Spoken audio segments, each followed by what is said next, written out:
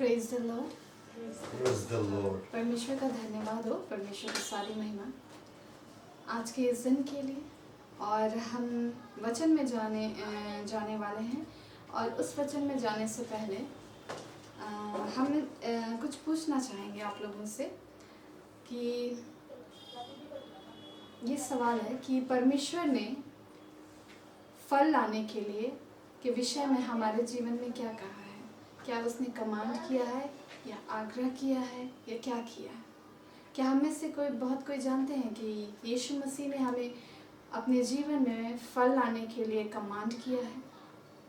तो आइए हम ये सवाल, इस बात को मैं रख रही हूँ कि आप लोग अपने जीवन में इन बातों का आकलन करिए कि परमेश्वर ने हमें फल लाने के लिए कहा है और वो किस प्रकार से कहा है, वो आइए हम आगे के वचनों में देखेंगे। तो हम सबसे पहले हम देखेंगे जो कि यूहन्ना अध्याय 15 है। हम लोग खोलेंगे यूहन्ना का अध्याय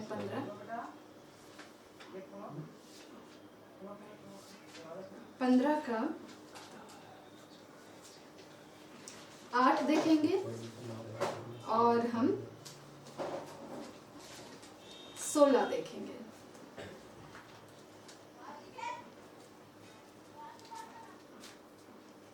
यूहन्ना अध्याय 15 सब खोलिए। यूहन्ना अध्याय 15 का 8 कहता है, मेरे पिता की महिमा इसी से होती है कि तुम बहुत सा फल लाओ, तभी तुम मेरे चेले ठहरोगे। और हम 16वां पद को देखते हैं, तुमने मुझे नहीं चुना परंतु मैंने तुम्हें चुना है और तुम्हें नियुक्त किया है कि तुम जाकर फल लाओ और तुम्हारा फल बना रहे, कि तुम मेरे नाम से जो कुछ पिता से मांगो वह तुम्हें दे।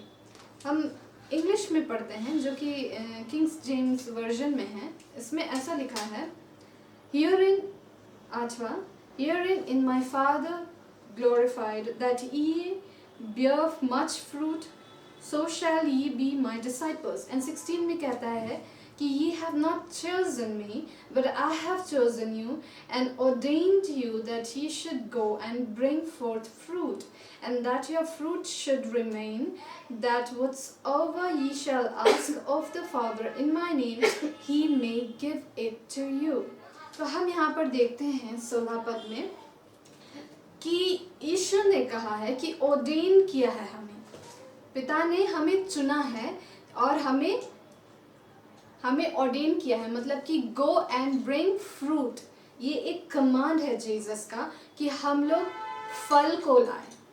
अब यहाँ पर ये बात है कि हम किस प्रकार के फल के विषय में बातें कर रहे हैं, किस फल के विषय में बातें कर रहे हैं। ये एक कमांड है, ये हमारी ड्यूटी है कि हमारा जीवन फल लाए, गिफ्ट्स नहीं, फल। ये हम आपको बताते हैं। अध्याय है, हम देखते हैं इसमें। अभी हम देखते हैं कौन कौन से फल लाने के विषय में कहा गया है। गलाती 5 का 22 जो सब कोई जानते हैं, ठीक है।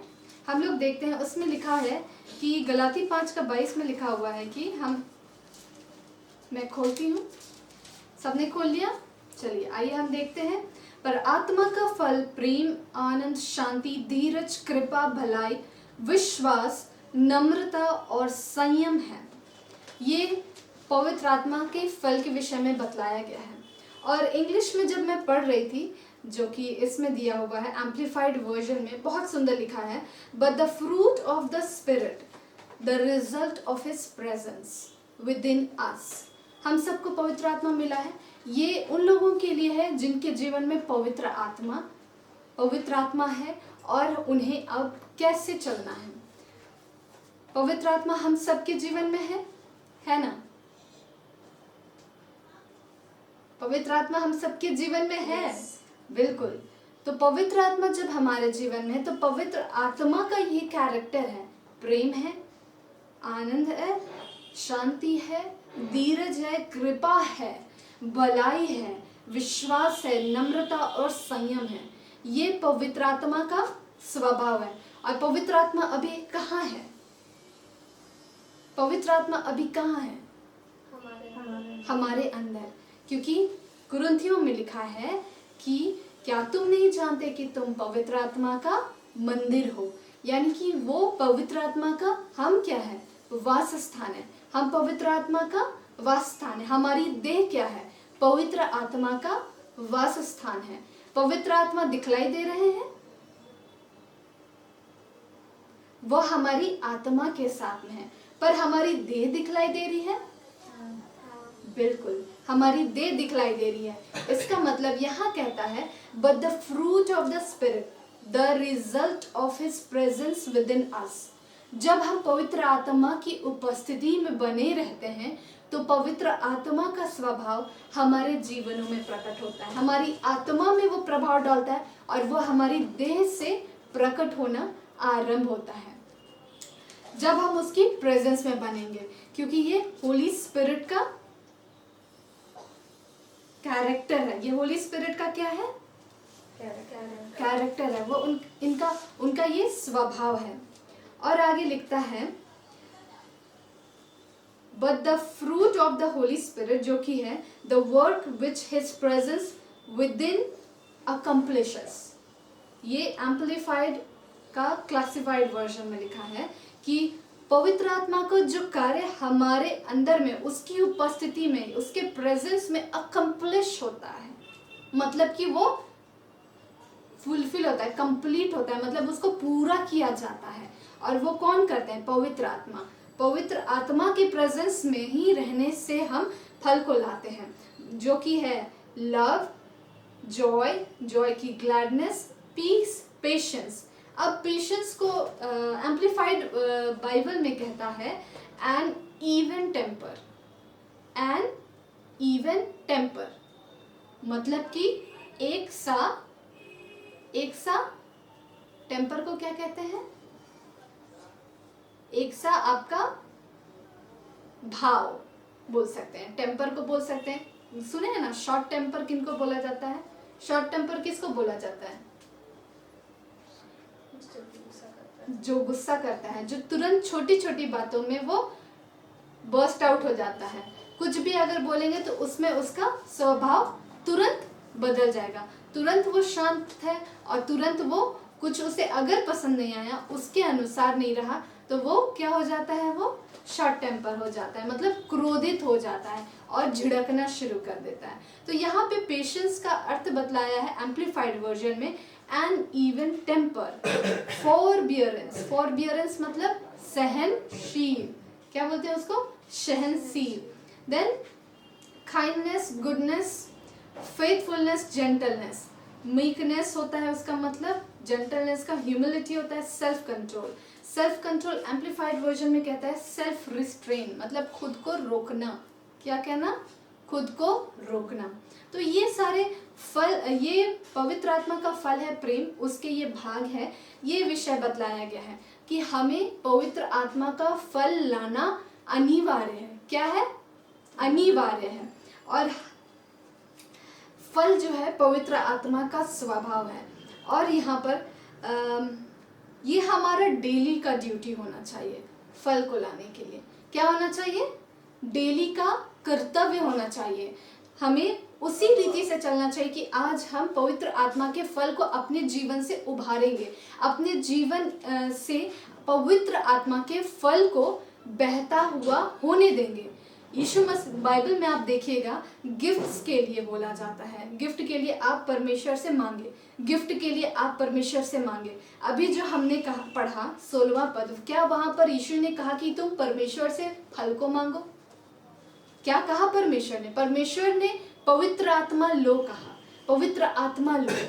और क्या कहा? कि तुम फल लाओ। क्या लाओ? फल लाओ। क्या उसके लिए यीशु ने कहा तुम उसके लिए प्रार्थना करो? नहीं। क्या उसने कहा कि तुम मांगो मुझसे पवित्र आत्मा का फल? यहाँ पे लिखा है पवित्र आत्मा जिनको दिया गया है उन्हें ये अनिवार्य है कि पवित्र आत्मा के फल में वो चले, पवित्र आत्मा के फल में वो चले। क्योंकि पवित्र आत्मा का फल जो है वो भला कार्य को बतलाता है। क्या है वो? पवित्र आत्मा का फल भला कार्य है। हम इसको कैसे जानेंगे? ये हम तीतुस के 3 अध्याय के 14वें पद में जानेंगे कि वो भला कार्य है, पवित्र आत्मा का कार्य भला कार्य। आइए हम देखते हैं तीतुस 3 का 14वां पद। देखिए यहाँ पे किस प्रकार से लिखा है, हमारे लोग भी आवश्यकताओं को पूरा करने के लिए अच्छे कामों में लगे रहना सीखे। क्या करना सीखे? अच्छे कामों में लगे रहना सीखे। 300 में है, जो न्यू टेस्टामेंट, जो ये बीएसआई की किताब है, 300 पृष्ठ संख्या, इसमें लिखा है अच्छे कामों में लगे रहना सीखे ताकि निष्फल ना हो, मतलब कि अनफ्रूटफुल ना हो। भला कार्य पवित्र आत्मा के फल से संबंधित रखता है, वो जुड़ा हुआ है। और परमेश्वर की महिमा इसी से होती है। जब हम भला काम करते हैं, आवश्यकताओं के, किसी की आवश्यकताओं को पूरा करने के लिए अच्छा काम हम करते हैं, हम फ्रूटफुल होते हैं। हम क्या होते हैं? फलवंत होते हैं। हमारे जीवन में फल आता है, हम निष्फल नहीं रहते हैं। क्योंकि एक जगह बाइबल में लिखा हुआ है, बाइबल कहती है कि यदि तुम एक जगह बाइबल इस प्रकार से लिखी है कि यदि तुम भला कार्य करना जानते हो और नहीं करते हो, वो क्या है तुम्हारे लिए? पाप है। यदि तुम उसको करना, तुम्हारे पास क्षमता है, तुम कर सकते हो, पर तुम नहीं कर रहे हो, वो पाप का गिनती में आता है। तो परमेश्वर हमें, यीशु मसीह हमें इस बात के लिए सावधान कर रहे हैं कि हमें किस प्रकार से सतर्क रहना, हमें फल को लाना है। जिनको पवित्र आत्मा दिया गया है उन्हें कमांड किया है, यीशु मसीह ने कमांड किया, आज्ञा दी है कि हमें फल लाना है। हमें केवल एक फल नहीं लाना है कि हम केवल धीरज में बढ़ रहे हैं, नहीं। यीशु ने कहा है कि प्रेम लाना है, आनंद लाना है, शांति लाना है, धीरज, कृपा, भलाई, विश्वास, नम्रता और संयम। यानी कि संयम मतलब खुद को रोकना। ये सारी चीजें एक मसीही विश्वासी के अंदर, जिसने पवित्र आत्मा पाया है, उसमें पाई जानी चाहिए। क्यों कहता है? क्यों कहता है? क्योंकि जिन्होंने पवित्र आत्मा पाया उन्होंने क्या किए हैं? वो नया मनुष्यत्व को धारण किए हैं। क्या किए हैं? नए मनुष्यत्व को धारण किए, वो नए सिरे से जन्मे हैं। आइए हम देखते हैं रोमियो का 7:4। रोमियो 7:4 यहां पर लिखा है, जो कि पृष्ठ संख्या 215 है। वैसे ही हे मेरे भाइयों, तुम भी मसीह की देह के द्वारा व्यवस्था के लिए मरे हुए बन गए कि उस दूसरे के हो जाओ जो मरे हुओं में से जी उठा, ताकि हम परमेश्वर के लिए फल लाए। यानी कि हमें वो स्वभाव जो हम पहले थे, वो पुराना मनुष्यत्व, उसे छोड़कर नए मनुष्यत्व को धारण करना है। जो लोग पवित्र आत्मा को पा लिए हैं और जिनको यीशु ने ये आज्ञा दी है, यूहन्ना 15:16 पद के अनुसार, कि तुम्हें आज्ञा दी गई है कि तुम फल लाओ, तो इसका तात्पर्य है कि उन लोगों ने अपने स्वभाव को मारा है, अपने आप का इनकार किया है और पवित्र आत्मा के स्वभाव का आदर करते हुए अपने जीवन में वे लोग अप्लाई कर रहे हैं। समझ रहे हैं मेरी बातों को?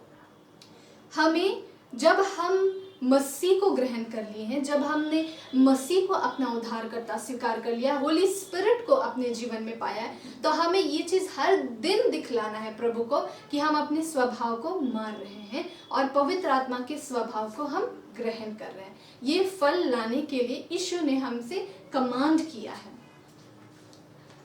और हम देखेंगे कि किस प्रकार से यीशु ने इस बात को प्रकट किया। जैसे पवित्र आत्मा का फल लाना, यानी कि नया मनुष्यत्व में हम प्रतिदिन चलते जाना, प्रतिदिन। और हम मत्ती 3:8 में भी लिखा हुआ है, मत्ती 3:8 में हम देखते हैं, मैं पढ़ दे रही हूँ, आप सुनिए इस बात को। मत्ती 3:8 क्या कहता है? इसलिए मन फिराव के योग्य फल लाओ, यूहन्ना बपतिस्मा दाता यहाँ पर इस प्रकार से लोगों को संबोधित कर रहे थे कि तुम लोग मन फिराव के योग्य क्या लाओ, फल लाओ। यानी कि हमने अपने पुराने मनुष्यत्व को छोड़ दिया है प्रभु, अब हम पवित्र आत्मा के अधीनता में चल रहे हैं, उसके फल को स्वीकारते हुए अपने जीवन में चल रहे हैं। इसको कहते हैं मन फिराव के योग्य फल लाना, यानी कि प्रेम, आनंद, शांति, धीरज, कृपा, भलाई, विश्वास, नम्रता और संयम, इन सब को दिखलाते जाना। और ये केवल एक टाइम का प्रोसेस नहीं है, हमें प्रतिदिन इस पर काम करते चले जाना है। क्या करते चले जाना है? प्रतिदिन इस पर हमें काम करते चले जाना है। अब हम देखते हैं कि यीशु मसीह फ्रूट को डिमांड करते हैं हमारे जीवन से फल का वो डिमांड करते हैं। किस प्रकार से? आइए हम देखते हैं, एक पैराबल को हम लोग देखेंगे, एक दृष्टांत को हम देखेंगे जो यीशु मसीह बतला के गए, जो कि है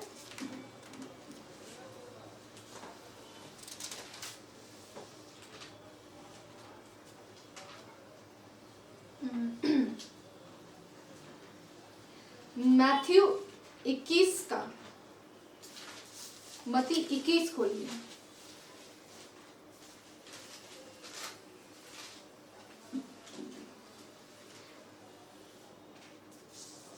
चलिए कोई पढ़ देते हैं, कोई पढ़ दीजिए हिंदी से।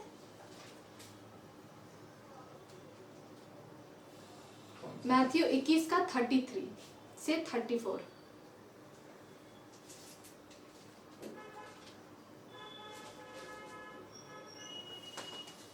एक और दृष्टांत सुनो। एक गृह स्वामी था जिसने दाख की बारी लगाई, उसके चारों ओर बाड़ा बांधा, उसमें रस का कुंड खोदा और गुम्मट बनाया और किसानों को उसका ठेका देकर परदेश चला गया। जब फल का समय निकट आया तो उसने अपने दासों को उसका फल लेने के लिए किसानों के पास भेजा। बिल्कुल, बस यहीं पर। तो हम देखते हैं यहाँ पर जो एक गृह स्वामी है वो अपना दाख का बारी लगाया। गृह स्वामी परमेश्वर, दाख का बारी ये संसार, और यहाँ पर उसकी भेड़ें। और यहाँ पर 34 में लिखता है कि जब फल का समय निकट आया तो उसने अपने दासों को उसका फल लेने के लिए किसान के पास भेजा। यानी कि यहाँ पर जो गृह स्वामी है उस दाख की बारी से जो भी फल निकलेगा उसको मांगने के लिए, उसका हिस्सा, उसका भाग वो मांगने के लिए, डिमांड करने के लिए लोगों को भेजता है, अपने दासों को भेजता है। तो परमेश्वर भी हमारे जीवन से जिन जिन को परमेश्वर ने पवित्र आत्मा दिया है उनसे वो डिमांड करेगा पवित्र आत्मा के फल का, और हर एक को उसका अकाउंट, लेखा देना होगा, क्योंकि पवित्र आत्मा दे दिया गया है। और पवित्र आत्मा की उपस्थिति में, पवित्र आत्मा जब दिया गया, जिसने हमें, जैसे कि वचन कहता है, जिसने हमने भला काम आरंभ किया है वो उसे अंत तक भी पूरा करना में सामर्थी है। बाइबल कहता है जिसने शुरू किया है वही अंत करना जानता है।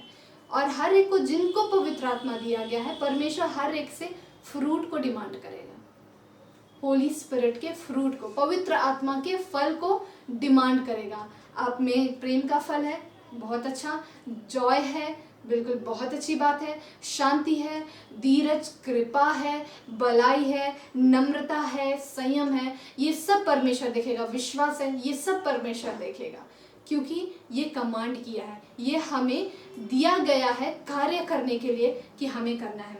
अब देखिए हम एक और दृष्टांत देखेंगे उसी से आधारित, 20 का 1, उसी मत्ती का अध्याय 20 का 1 है, जिसमें लिखा है, स्वर्ग का राज्य किसी गृह स्वामी के समान है जो सवेरे निकला कि अपनी दाख की बारी में मजदूरों को लगाए। ठीक है, हम इससे क्या सीखते हैं? जो गृह स्वामी है वो दाख की बारी में काम करने के लिए मजदूरों को ढूंढता है। किनको ढूंढता है? मजदूरों को। हम सुन रहे थे किसी का किसान लोग का एक मैं देख रही थी कि फॉरेन में किसान लोग किस प्रकार से खेती करते थे। उनके पास विभिन्न विभिन्न प्रकार के तकनीक और साधन थे, विभिन्न विभिन्न प्रकार के मशीन थे। उन्हें हर प्रकार की प्रक्रिया में उनको वे लोग निपुण थे। अब ऐसा करना है, अब ऐसा करना है, अब ये समय है, अब ये समय है। तो उन किसानों को अपने किसान का कार्य करना पूरी अच्छी तरह से आता था। और यहाँ पर लिखा है मजदूरों को, तो मजदूर वही है। आप जब ये घर बनाते हैं तो किसी मजदूर को ही न रखते हैं। अगर मान लीजिए कोई ऐसे ही कोई व्यक्ति है जिसको हम उठा के लाए, जिसको मिस्त्री का काम, मैसन का काम करने नहीं आता, तो क्या वो सीधा ईंट जोड़ पाएगा? नहीं जोड़ पाएगा। और अगर वो निपुण नहीं है तो वो घर का नक्शा को वो कंप्लीट कर पाएगा? नहीं कर पाएगा। तो परमेश्वर यहाँ पे मजदूरों को खोजता है अपनी दाख की बारी में काम करने के लिए। और वो मजदूर लोग कौन है? जो कार्य करते हैं, जो अपने जीवन में फल को लाते हैं। यदि मजदूर तैयार नहीं रहेगा, यदि मजदूर को मजदूरी करने नहीं आएगा, मिस्त्री को मिस्त्री का काम नहीं करने आएगा, क्या वो घर निर्माण के लिए उसे बुलाया जाएगा? नहीं बुलाया जाएगा। उसी प्रकार जब हम अपने जीवन, पवित्र आत्मा हमें दिया गया है परमेश्वर का काम करने के लिए, जब हम पवित्र आत्मा को समझेंगे, पवित्र आत्मा के फल में बढ़ेंगे, पवित्र आत्मा के स्वभाव में बढ़ेंगे, तब हम उस लायक हो जाएंगे कि परमेश्वर हमें अपनी दाख की बारी में काम करने के लिए लगाए। समझ रहे हैं मेरी बातों को? बहुत अच्छी बात है। तो हम यहाँ देखते हैं कि परमेश्वर चाहता है कि हम अपने जीवन से परमेश्वर की महिमा करें, फल को लाकर। क्या को लाकर? फल को लाकर। और वो फल कहता है धार्मिकता का फल। पवित्र आत्मा का फल क्या कहलाता है? धार्मिकता का फल। एक होता है धार्मिकता का फल जिसको बोलते हैं फ्रूट ऑफ राइचियसनेस, और एक फल होता है फ्रूट ऑफ अनराइचियसनेस, मतलब कि अधार्मिकता का फल। समझ रहे हैं मेरी बातों को? कई ऐसे विश्वासी हैं, कई ऐसे विश्वासी लोग हैं और कई ऐसे पवित्र आत्मा पाए हुए लोग हैं जो फल में नहीं बढ़ रहे हैं, जो पवित्र आत्मा को अपने जीवन में काम करने के लिए नहीं दे रहे हैं। तो क्या आपको लगता है क्या वे सब परमेश्वर के सामने निर्दोष ठहरेंगे? बिल्कुल नहीं, निर्दोष नहीं ठहरेंगे। आइए हम देखते हैं आगे। और एक दृष्टांत को देखते हैं, बहुत सुंदर है, ये मैं देख रही थी, मैथ्यू 21 का 28। इसमें आप लोगों ने दो बेटों का दृष्टांत सुना है ना? बिल्कुल। चलिए 21 का 28 क्या कहता है, हम यहाँ से देखेंगे। किसी मनुष्य के दो पुत्र थे। उसने पहले के पास जाकर कहा, हे पुत्र, आज दाख की बारी में काम कर। ठीक है। उसने उत्तर दिया, मैं नहीं जाऊंगा, परंतु बाद में पछता कर गया। बिल्कुल, पछता कर गया। धन्यवाद। फिर पिता ने दूसरे के पास जाकर ऐसा ही कहा। उसने उत्तर दिया, जी हाँ, जाता हूं, परंतु नहीं गया। इन दोनों में से किसने पिता की इच्छा पूरी की? उन्होंने कहा, पहले ने। तो यहाँ पर देखिए कि जो मनुष्य है जिसके दो पुत्र हैं, ये वो लोग हैं पवित्र आत्मा पाए हुए लोग। ठीक है। परमेश्वर इस दृष्टांत के द्वारा समझिए, दो प्रकार के पुत्र हैं। दोनों को किसान का कार्य करने आता है, दोनों के पास निपुणता है, दोनों को सब कुछ सिखलाया गया है कि तुम्हें ऐसा खेत में करना है। तो जो पिता होता है वो पहले पुत्र के पास जाता है, वो बोलता है कि मैं नहीं जाऊंगा, लेकिन बाद में वो पछताकर गया। और दूसरे ने कहा, मैं जाऊंगा, पर वो नहीं गया। तो देखिए यहाँ पे पहला है जो ये लोग पवित्र आत्मा पाए हुए लोग हैं जो अपने स्वभाव को बदलने के लिए, शारीरिक स्वभाव को, जो कार्नल माइंड है, कार्नल विचार है, उन सब को बदलने के लिए और पवित्र आत्मा के स्वभाव को ग्रहण करते हैं, वे लोग परमेश्वर की दाख की बारी में जाके क्या करते हैं? काम करते हैं। पर जो लोग पाए हुए हैं पवित्र आत्मा, लेकिन ना ही वो अपने स्वभाव को बदल रहे हैं, शारीरिक स्वभाव को, और ना ही पवित्र आत्मा के फल को अपने जीवन में काम करने दे रहे हैं, तो ये वो लोग हैं जो लोग परमेश्वर को पूरी तरह से क्या कर दिए हैं? इग्नोर कर दिए हैं। क्या कर दिए हैं? इग्नोर कर दिए हैं। इग्नोर का हिंदी शब्द बोला जाए तो नकार दिए हैं। पूरी तरह से नकार दिए हैं। वे पवित्र आत्मा पाए हैं, लेकिन वे ऐसा चल रहे हैं जैसे कि वो परमेश्वर के को जानते ही नहीं है। तो ये एक तरह से अपमान ही करना हुआ।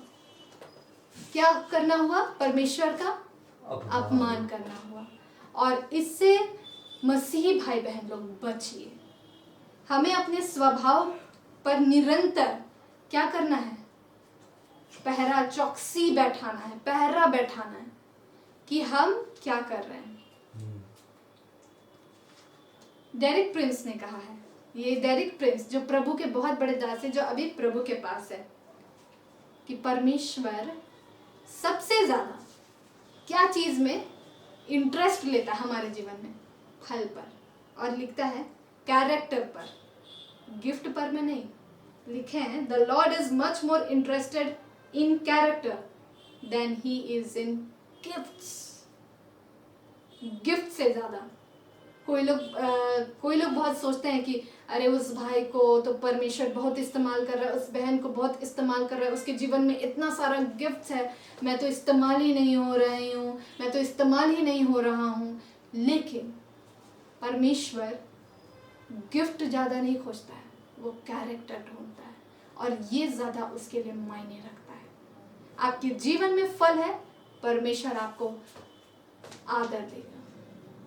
लेकिन आपके जीवन में वरदान है, फल नहीं है, परमेश्वर बोलेगा हे कपटियों। तो ध्यान दे कि हम किस चीज के ऊपर फोकस हो रहे हैं। बिल्कुल, वरदान जो है, गिफ्ट जो पवित्र आत्मा का है, वो कलीसिया की उन्नति के लिए, लोगों की उन्नति के लिए, उन्हें हेल्प आउट करने के लिए दिया जाता है। लेकिन पौलुस कहता है कि मैं तुम्हें एक उत्तम मार्ग बतलाता हूँ, जो कि है प्रेम। वो खुद बोल के गया है, जिसके पास परमेश्वर ने इतने वरदानों की बारे में बतला के गया है कि तुम भविष्यवाणी और विभिन्न प्रकार के वरदानों के विषय में कहा है कि एवेंजलिज्म हुआ, पास्टर्स हुए, टीचर्स हुए, भविष्यवाणी, ज्ञान, बुद्धि की, और discerning of spirit, interpretation of tongue.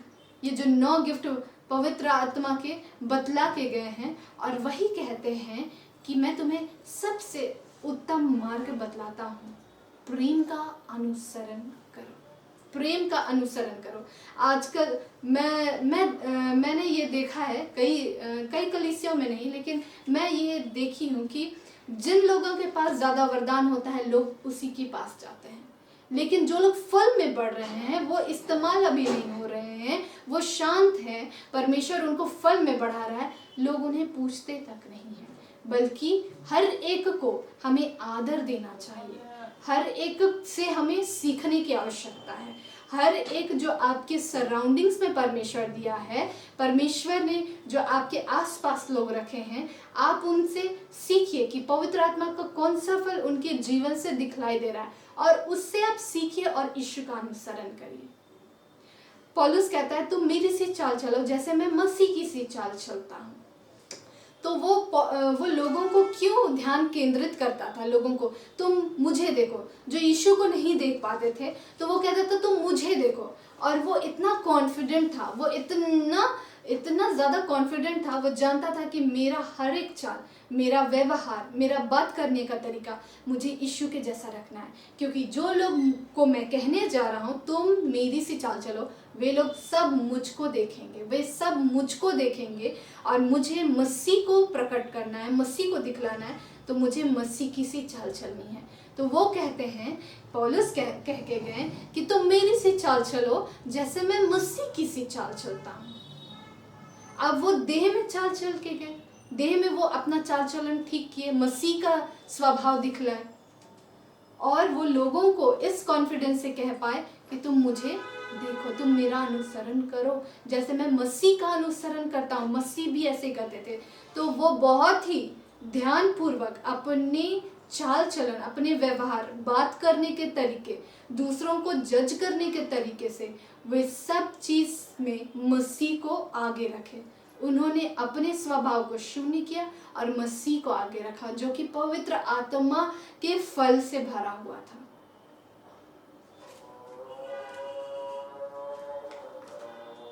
तो हम इन बातों को देखते हैं और जो कोई परमेश्वर के फल में बढ़ता है वो ऊंचा किया जाता है,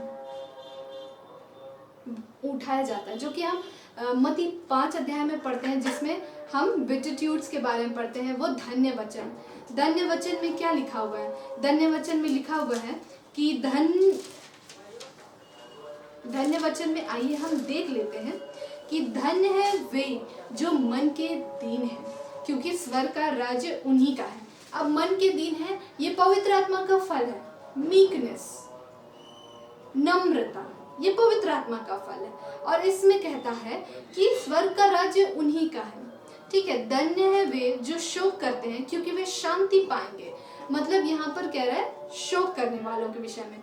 5वां में कहता है 5:5 में, धन्य है वे जो नम्र हैं, क्योंकि वे पृथ्वी के अधिकारी होंगे। ये भी पवित्र आत्मा का फल है। जो अपने आप को नम्र करता है वो क्या किया जाता है? एग्जॉल्ट किया जाता है, मतलब ऊंचे पद पर उठाया जाता है। परमेश्वर उसे ऑनर करता है। और हम्बलनेस, नम्र है। धन्य है वे जो नम्र है। मूसा सबसे ज्यादा नम्र था कि नहीं पृथ्वी में, जिसके बारे में बाइबल गवाही देती है। और नम्रता इस चीज को दिखलाती है। परमेश्वर का आज्ञा मानना भी नम्रता है। और जिस प्रकार जब परमेश्वर मूसा के सामने आया, मूसा ने कहा, अपनी निर्बलता को सामने रख के कहा, मैं तो बोलने में निर्बल हूँ, मैं उतना बोलने में निपुण नहीं हूँ। वो एरन को बोलता है कि एरन को मेरे परमेश्वर बाद में बोलता है कि हारून तेरी ओर से बोलेगा। हाँ, वो निपुण नहीं था। वो अपने बोलने को लेकर वो अपने वीकनेस को परमेश्वर के सामने रखा। फिर हम गिदोन के विषय में देखते हैं। गिदोन के सामने जब यहोवा का दूत आया तो उसने क्या उससे कहा था? हे सूरवीर शूरमा, गिदोन को। तो गिदोन क्या बोलता है? मैं तो सबसे वीक हूँ, मैं तो सबसे निर्बल हूँ, मैं अपने गोत्र में, मेरा जो गोत्र है वो सबसे कमजोर गोत्र है, मैं सबसे कमजोर गोत्र में से सबसे कमजोर मैं हूँ। इस बात को कहता है। फिर दाऊद के विषय में, दाऊद जब राजा साउल था उस समय जब दाऊद को अपनी बेटी को दे रहा था, तो दाऊद बोलता है कि मैं कौन हूँ जो दाऊद के खानदान में विवाह मुझे एक्सेप्ट किया जाए। वो अपने आप को हम्बल किया। फिर आमोस भी कहता है, जो कि हम लोग पास्टर सचिन क्लाइव का मैं देख रही थी, उसमें बतलाता है कि वो तो अपने बारे में बतलाता है, वो भविष्यवक्ता था, पर वो बतलाता है कि मैं माली का काम भी करता हूँ। मैं माली हूँ जो छाटता है वो पेड़ों को, जो हम लोग के अब के भाषा में अगर बोलेंगे तो माली बोला जाएगा। मैं तो माली हूँ। ठीक है, जेरेमाया भी बोलता है मैं तो लड़का ही हूँ। सब ने परमेश्वर के सामने, परमेश्वर जब उनको खड़ा किया, उनको बुलाया, उन्होंने बतलाया मैं ऐसा हूँ। अपने नम्रता को सामने रखा प्रभु। और आजकल प्रभु तो मुझे ही खड़ा करेगा, मैं तो ऐसा हूँ, मैं तो वैसा हूँ, पर प्रभु को तो मुझको ही खड़ा करना पड़ेगा। ये घमंड है, ये घमंड है। नम्रता जो अपने आप को परमेश्वर के सामने नम्र कर देना। और वो लोग जानते थे कि मैं तो कुछ भी नहीं हूं, लेकिन परमेश्वर मुझे खड़ा कर रहा है। तो इसको नम्रता कहते हैं। अपनी निर्बलताओं को सम्मुख लेकर परमेश्वर के सामने जाना। और नम्रता घमंड के बिल्कुल अपोजिट है। और आपको मैं बतला दूं, आप जब नम्र होते हैं, अपनी निर्बलताओं को देखते हैं, आप जितना नम्र होते हैं कि मैं तो कुछ भी नहीं हूँ परमेश्वर, ये आपको बल देता है आज्ञाकारिता, आज्ञा पूरी करने के लिए परमेश्वर का। क्यों? क्योंकि आप परमेश्वर की सामर्थ को देखते हैं, आप परमेश्वर की सामर्थ को देखते हैं। जो लोग नम्र होते हैं, यहाँ पे क्या लिखा है? धन्य है वे जो नम्र है, क्योंकि वे पृथ्वी के अधिकारी होंगे।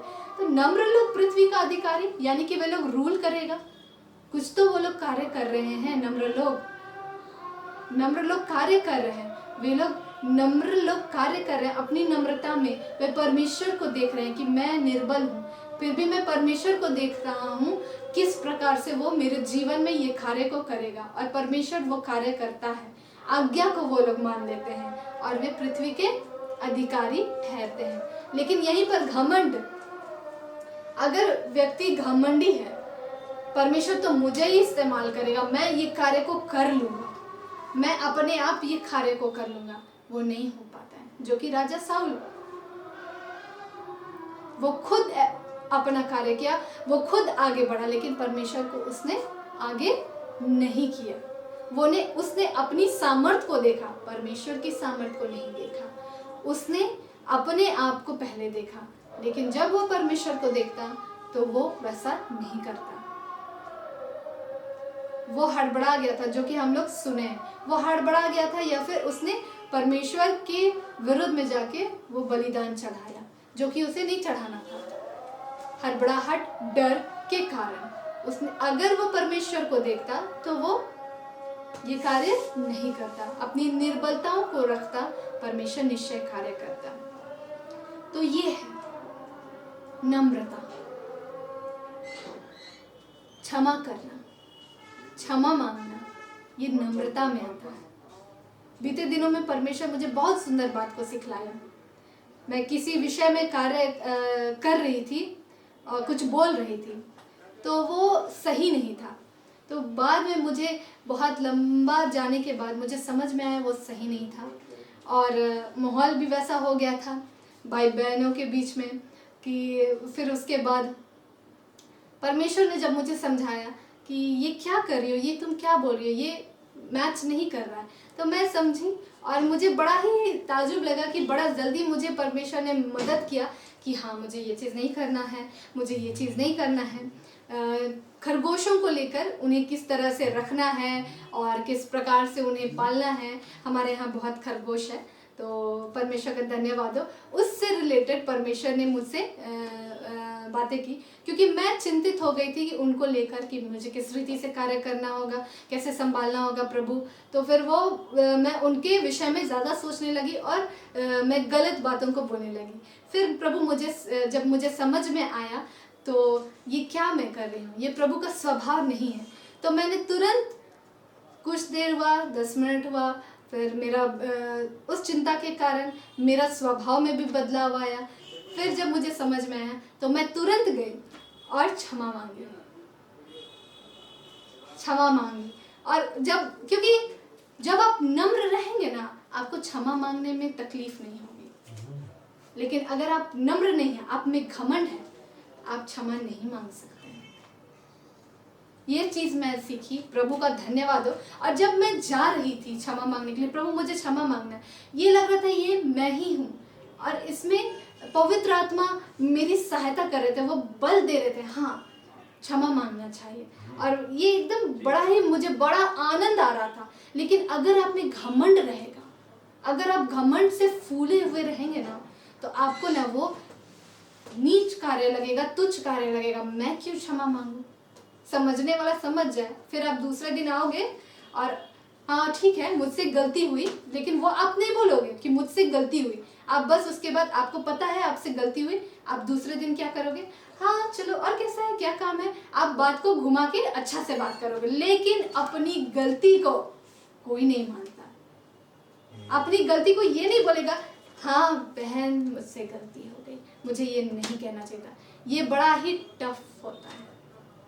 लेकिन हाँ, ये मैं देखी हूँ, मैं जिस परिवेश से आई वहाँ पे क्या देखती हूँ कि जब कुछ गलती हो जाती है किसी से, किसी ने मुझसे कुछ कह दिया, जैसे कि मेरी माँ कुछ बोल देती थी, तो फिर बाद में उसे एहसास होता था कि मैंने कुछ ज़्यादा ही बोल दिया, तो वो दूसरे दिन अच्छा से बात करेगी, अच्छा से काम करेगी। लेकिन लोग एक्सेप्ट ही नहीं करते हैं कि मैं गलत थी। ये बोलना, ये कहना, ये नम्र लोगों को शोभा देता है। तो मम्मी सीखी, मेरी प्रभु का अनुग्रह मुझ पर हुआ, परमेश्वर का अनुग्रह मेरी माँ पर हुआ। अभी मेरी माँ वचन सुनती है और प्रभु उसे बढ़ा रहा है और बढ़ाता ही चला जाएगा। तो मैं ये सीखी कि लोग ऐसा करते हैं। फ्रेंड्स लोग में सॉरी बोल दिया जाता है, लेकिन फैमिली में सॉरी ये बहुत मुश्किल से मैं सुन पाती हूँ। फ्रेंड्स लोग में आप सॉरी इजीली बोल दोगे, लेकिन ऐसे भी कुछ दोस्त लोग हैं जिसको आप सॉरी भी नहीं बोल सकते। जाए वो समझे, अपने समझ जाए, फिर आप सॉरी भी नहीं बोले, दूसरे दिन अच्छा से हाँ यार कैसे हो, हाँ ठीक हूँ, वो भी भूल गया, आप भी भूल गए। लेकिन एक्सेप्ट करना कि मुझे ऐसा नहीं करना चाहिए था, मुझे ऐसा नहीं बोलना चाहिए था, मुझे ये नहीं करना चाहिए था, जबकि ये पोलाइट वर्ड्स है और ये हम्बलनेस का एक्ट है, ये एटीट्यूड है। बिल्कुल ये एटीट्यूड है। डेरिक प्रिंस बोलते हैं हमारा जो हैबिट होता है ना, हमारा हैबिट वो क्या बन जाता है, एटीट्यूड। और वो एटीट्यूड जब कंटिन्यू होते चला जाता है वो क्या बन जाता है, कैरेक्टर। और वो कैरेक्टर जब हमारे अंदर आ जाता है वो क्या होता है, इटर्नल।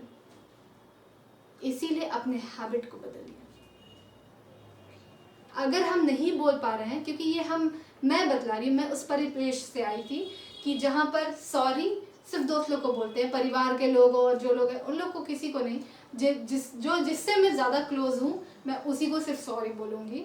और बहुत ही रेयर केस था, मैं सॉरी भी नहीं बोलती थी, क्षमा भी नहीं मांगती थी, और फिर दूसरे दिन आके अच्छा से बात करना है, बिहेव करना है, अच्छा से बात करना, मतलब दोस्ती हो गया, मतलब वही सॉरी है और वही फॉरगिवनेस है। मतलब नो सॉरी बोलना है और बस अच्छा से बात करना है। खेल रहे हैं हम लोग साथ में, मतलब कि वो मान गई है, इतना समझ लीजिए। वो मेरे साथ अगर खेली, मेरे साथ गेम खेली, जब मैं छोटी थी मैं खेली, स्कूल में खेली, किसी से झगड़ा हो गया, दूसरे दिन मैं स्कूल गई, उसके साथ फिर खेलने लगी, वो मेरे साथ खेली, मतलब कि प्रॉब्लम सॉल्व।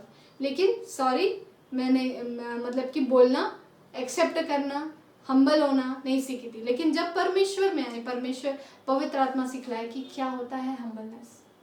तो ये परमेश्वर का धन्यवाद हो कि यदि आप नम्र हैं आप क्षमा मांग सकते हैं। पति अपनी पत्नी से क्षमा नहीं मांग सकता है, पत्नी अपने पति से क्षमा नहीं मांग सकती। ये बड़ा टफ क्यों होता है मुझे समझ में नहीं आता है।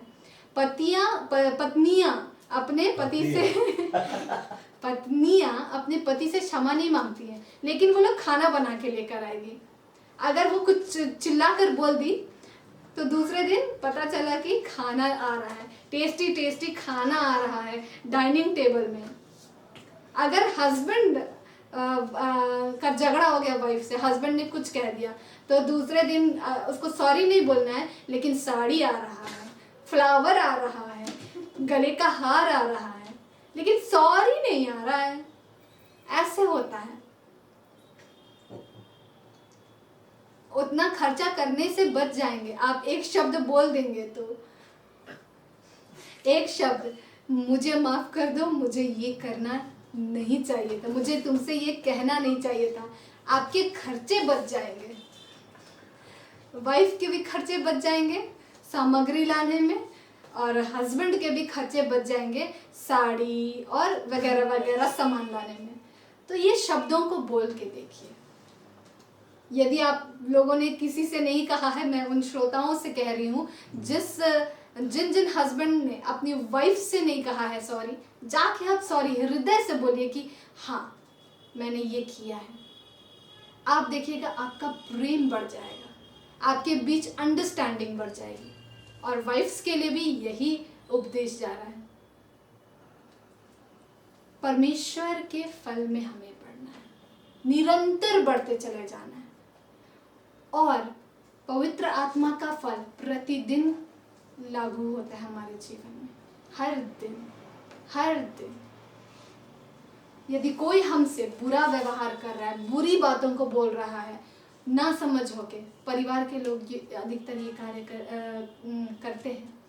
जब हम मसीह में बढ़ते हैं तो हम तो कुछ बोल नहीं सकते, किसी को कुछ उल्टा जवाब दे नहीं सकते हैं, मसीह का स्वभाव दिखलाना है। लेकिन परिवार के लोग वो लोग तो मसीह को नहीं जानते हैं, मसीह को ग्रहण नहीं किए हैं, तो वे बुरे बुरे शब्दों का इस्तेमाल करते हैं।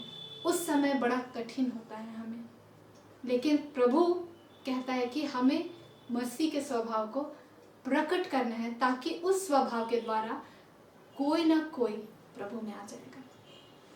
आइए हम इस जो कहा मैंने इसके बारे में हम देखते हैं। पहला पतरस 2:12 में,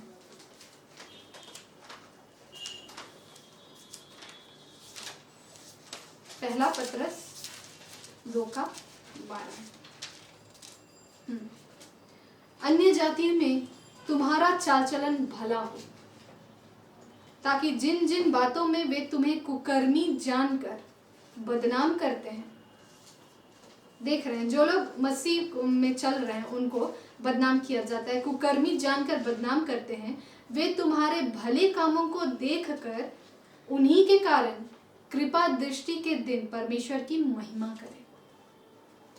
अन्य जाति उनको बोला जा रहा है जिसने प्रभु को ग्रहण नहीं किया, जो प्रभु को नहीं जानते हैं, तो उनके सामने हमारा चाल चलन भला हो। और जैसे कि हमने देखा कि तीतुस 3:14 में होली स्पिरिट का जो फल है वही भला कार्य है, होली स्पिरिट का जो फल है वही भला कार्य है। तो हमें उस फल में बढ़ना है। जब कोई आपको बुरा भला बोल रहा है, तुम तो ये, तुम तो वो, तुम ये नहीं जानते, तुम ऐसे नहीं करते हो, तुम ये काम करते हो, तुम वो काम करते हो, आप वहाँ नम्रता को इस्तेमाल करिए, आप नम्र रहिए और मृदु भाव स्वभाव से, यानी मृदु आंसर, सॉफ्ट आंसर आप उन्हें दीजिए। जितना ज़्यादा हम इस कार्यों को करेंगे, भला काम को करेंगे, हमारा चाल चलन उन्हें परमेश्वर की महिमा के लिए क्या कर देगा, करने के लिए मजबूर कर देगा। परमेश्वर की वे महिमा करेंगे, परमेश्वर के वे निकट आएंगे। ये जिम्मेदारी परमेश्वर हमें दिया है, अन्य जातियों को नहीं दिया है।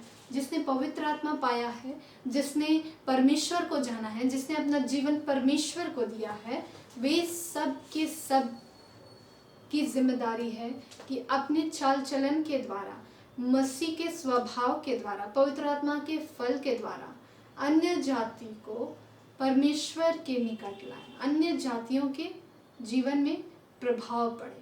ये जिम्मेदारी हमें दी गई है।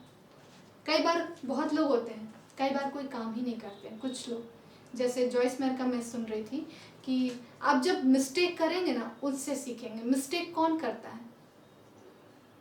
जो काम करता है, बिल्कुल, जो काम करता है। और मिस्टेक कौन नहीं करता है?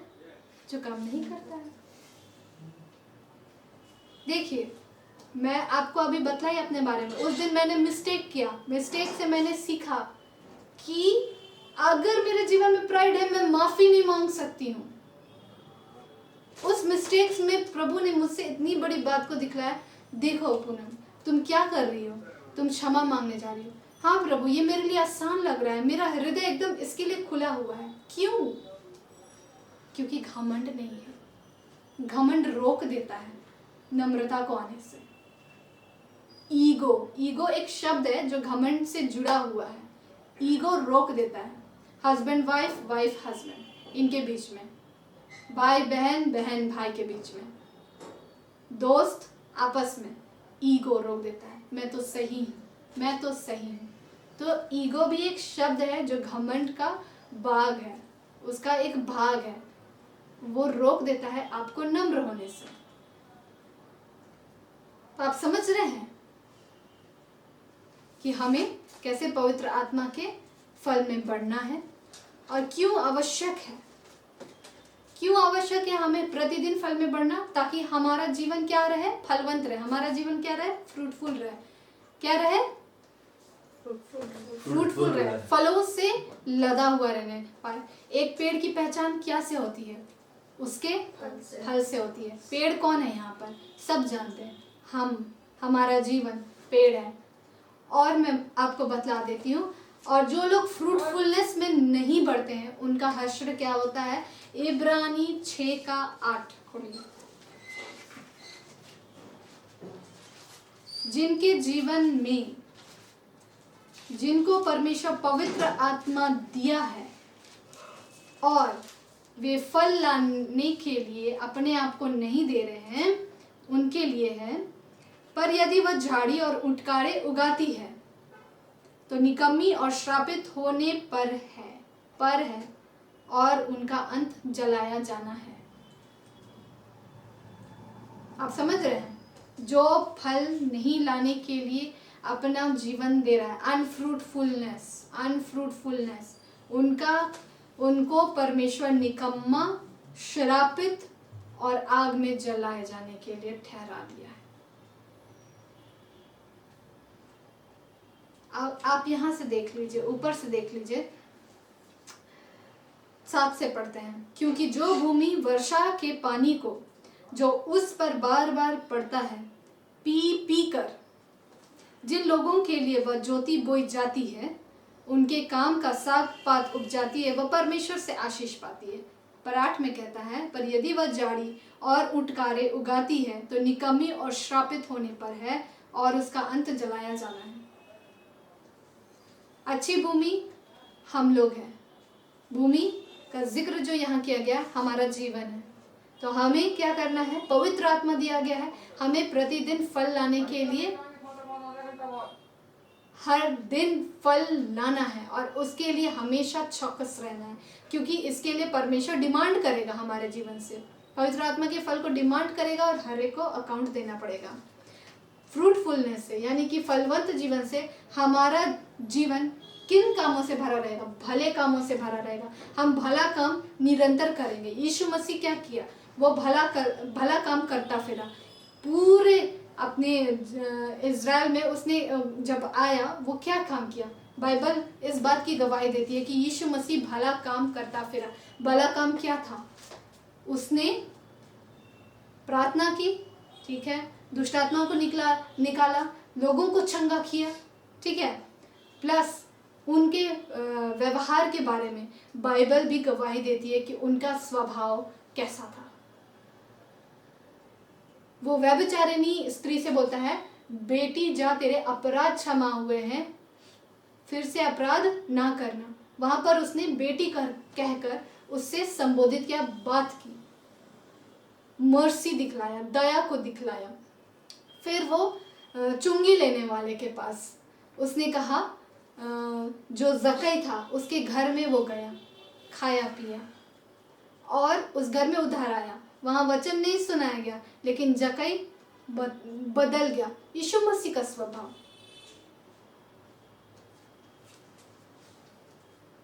हमें पवित्र आत्मा इसलिए दिया गया है कि हमें फल लाना है। क्या लाना है? फल लाना है, और हर एक को इसका अकाउंट देना है। हर एक को इसका अकाउंट देना है और परमेश्वर डिमांड करता है हमारे जीवन से फल। तो हर एक मसीही भाइयों को, मसीही बहनों को परमेश्वर आज ये बतलाता है कि अपने जीवन में फल को लाए, अपने जीवन में पवित्र आत्मा के फल को बहुतायत से लाए।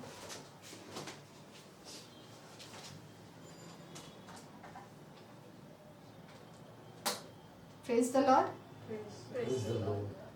पवित्र आत्मा के फल को बहुतायत से लाए। हर एक फल, केवल एक फल है प्रेम, और उसके भाग है।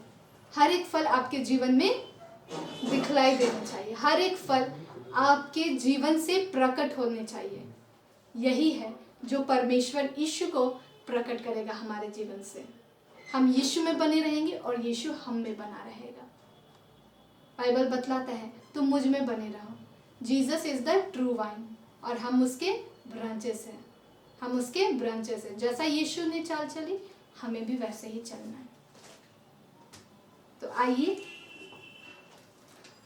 हम परमेश्वर को पुकारें और परमेश्वर से हम इस विषय के लिए प्रार्थना करें। आइए हम सब खड़े हो जाएं।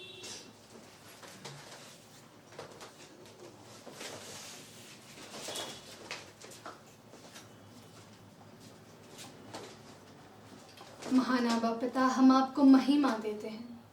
हम आपको धन्यवाद देते हैं कि तूने अपना आत्मा हम पर उंडेला है। और एक हाँ। बड़ी जिम्मेदारी दी है पिता।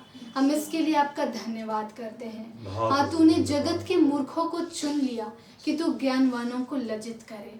ओ पिता, हम धन्यवाद देते हैं कि आपने अपना आत्मा हमें दिया। यीशु मसीह, आपने उन पीड़ाओं को सहा, उस बलिदान को दिया क्रूस पर, और आप तीसरे दिन मृतकों में से जी उठे और आपने पिता से प्रार्थना की, पिता से विनती की हमारे लिए सहायक को भेजे।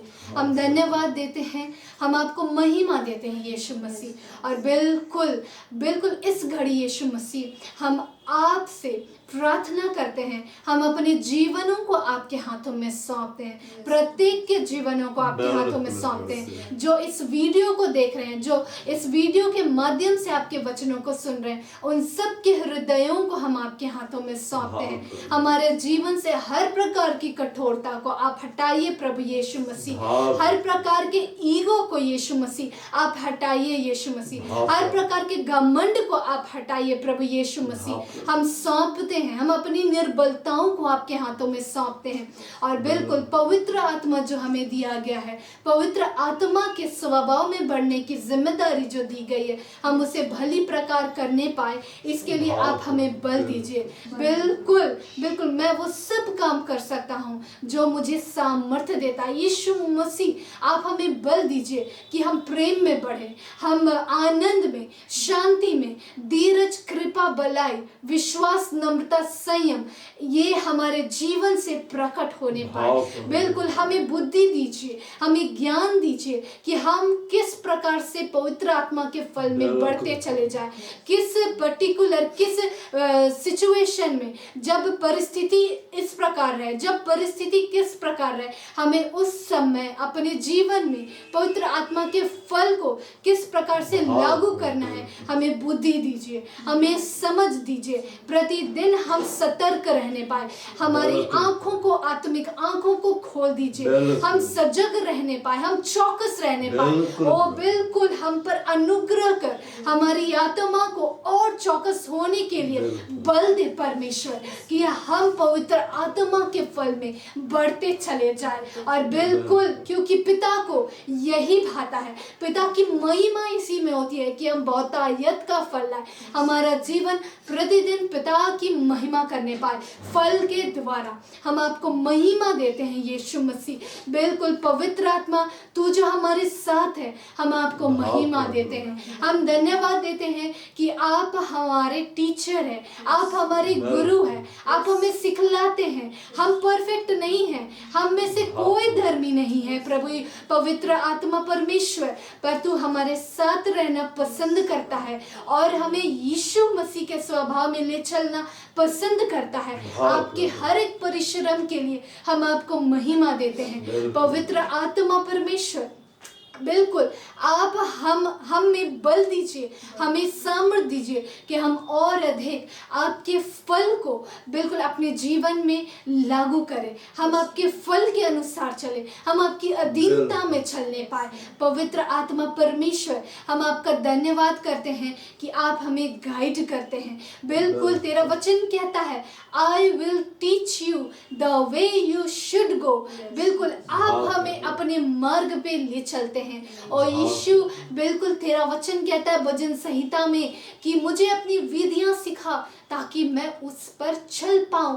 बिल्कुल और अधिक हमें सिखला, हमें बुद्धि दे कि हम तेरी विधियों को समझे। हाँ बिल्कुल फल यहाँ अप्लाई करना है, आप पवित्र आत्मा के फल को यहाँ पर इस प्रकार से प्रकट करना है। यदि कोई क्रोधी व्यक्ति हमसे बातें कर रहा है, हमें किस प्रकार से वहाँ व्यवहार करना है। यदि कोई फूलिश व्यक्ति बात कर रहा है, वहाँ हमें किस प्रकार से बात करना है। यदि कोई अन्य जाति है जो प्रभु को नहीं जानता है, हमें वहाँ किस प्रकार से व्यवहार करना है। अपने परिवार वालों के सामने हमें किस प्रकार से व्यवहार करना है। कलीसिया में हमें किस प्रकार से व्यवहार करना है। भाई बहनों के मध्य हमें किस प्रकार से व्यवहार करना है। पतियों को पत्नियों के साथ और पत्नियों को पति के साथ, हम सबों को किस प्रकार से व्यवहार करना है, हम सबों को सिखलाइए। ओ बिल्कुल हम आपसे निवेदन करते हैं और हमें बल दे, हमें सामर्थ्य दे, हमारी बुद्धि को खोल ताकि हम और ज़्यादा तेरे फल को अपने जीवन में प्रकट करते चले जाए। हम धन्यवाद देते हैं पिता, हम आपको महिमा देते हैं कि सच में तूने हमसे बेहद प्रेम किया है, अपने सत्य वचन को हमारे जीवन में प्रकट किया है कि हम तेरे वचनों का सही ज्ञान रखें और बिल्कुल ज्ञान से, बिल्कुल ज्ञान से, बुद्धि से हम आपकी अधीनता में चलने को पाए। हम धन्यवाद देते हैं पिता आपके वचनों के लिए, पवित्र आत्मा परमेश्वर के लिए जिसे आपने हमें दिया है और हमारी देहों में वो वास करते हैं, ये उनका पवित्र निवास स्थान है। हम धन्यवाद देते हैं, हम अपने आप को और अधिक सौंप देते हैं और बिल्कुल धन्यवाद के साथ ये सारी प्रार्थना हम मांगते हैं। दया से सुनिए और स्वर्ग के राज्य में ग्रहण करिए हमारे उद्धारकर्ता आपके प्रिय पुत्र प्रभु यीशु मसीह नाज़री के नाम से, आमेन। Praise the Lord.